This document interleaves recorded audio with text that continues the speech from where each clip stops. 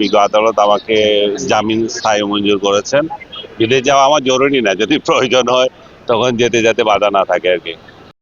আপনারা জানেন যে এই বিশ্ব বাটপার ইউনুস যে মামলা করেছে, মামলা তো শেষ না, জামিন পেয়েছি, দুটা মামলাতেই জামিন পেয়েছি, কিন্তু হাজিরা দিতে হবে।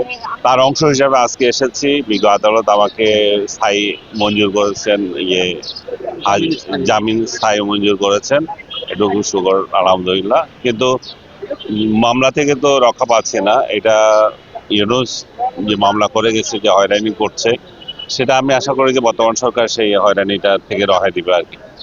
আপনার বিরুদ্ধে যে অভিযোগের মামলাটা করা হয়েছে তার আদালত কি বললো আজকে?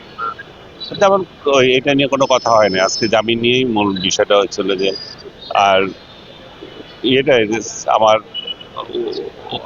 উকিল কর্তৃক হাজিরা দেওয়ার যে বিষয়টা ছিল সেটা নিয়ে কথা হয়েছিল, অন্য বিষয় না।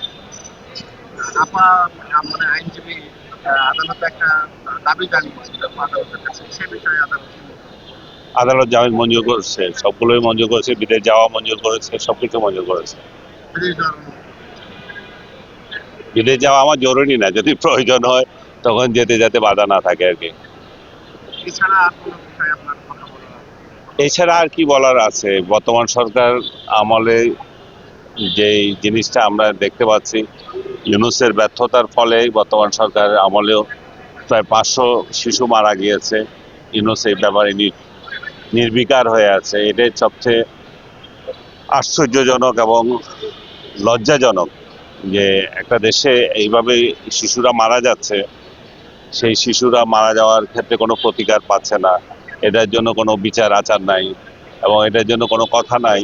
যারা একসময় আকাশ পাঠিয়ে ফেলেছে শিশু হত্যা নিয়ে, তারা সবাই নিশ্চুপ হয়ে আছে। তো চাই যে অবিলম্বে ইউনূসকে এই ঘটনার মুখোমুখি করতে হবে, এবং তার এই ব্যর্থতা, তার স্বাস্থ্য উপদেষ্টার ব্যর্থতা, এগুলো যাতে আইনের আওতায় আনা হয়।